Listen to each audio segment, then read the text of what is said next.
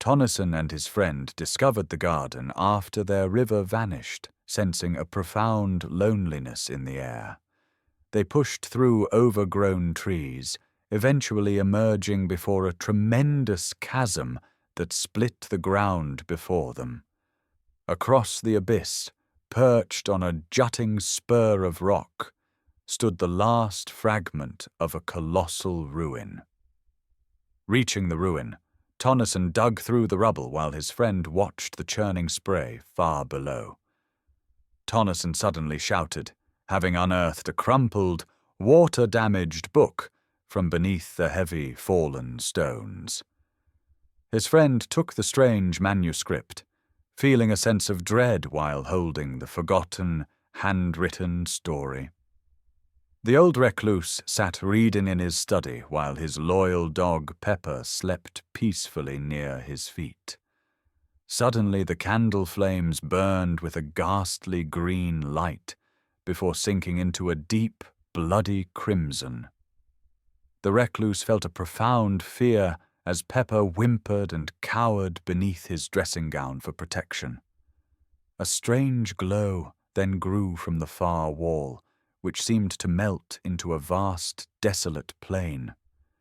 He stared out at an impossible landscape lit by the same gloomy twilight that now filled his ancient study. The vision faded as quickly as it appeared, leaving him trembling and questioning his own crumbling sanity. The recluse investigated a deep ravine behind his house after hearing rocks fall, taking his faithful dog, Pepper.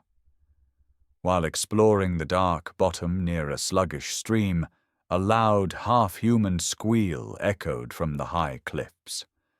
Pepper barked fiercely and charged into the bushes, disappearing from his master's sight in an instant.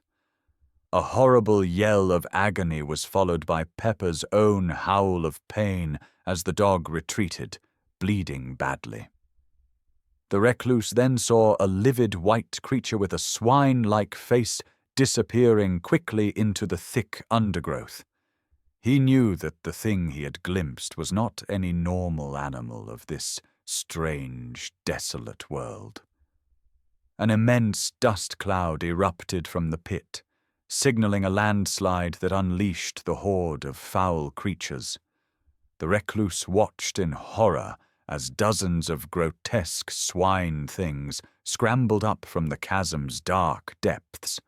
He fired his gun and then ran desperately for the safety of the house, its strange towers outlined darkly. These monstrous beings pursued him with unnatural speed, their guttural squeals filling the air with absolute terror. He barely slammed the heavy oak door shut, the first of the creatures crashing against it a moment later. Throughout the night, they tested every door, their malevolent presence surrounding his crumbling fortress of a home. The recluse felt a terrifying, unseen force compelling him toward the study door against his own will. His hand, moving with an alien purpose, began to unfasten the heavy bolts that secured his final sanctuary. Outside, he could hear the stealthy, padding footsteps of the monstrous thing from the arena waiting patiently. He fought the invisible influence with all his might, his mind screaming while his own body betrayed him. As his hand worked on the final bolt, a guttural sound echoed from just beyond the weakened door. The recluse felt his consciousness failing, his last scrawled words trailing off into an abrupt, silent nothingness. Tennyson closed the battered manuscript, the recluse's final words echoing in the profound evening silence. His friend asked if the man was mad, unable to accept the ghastly tale as literal truth.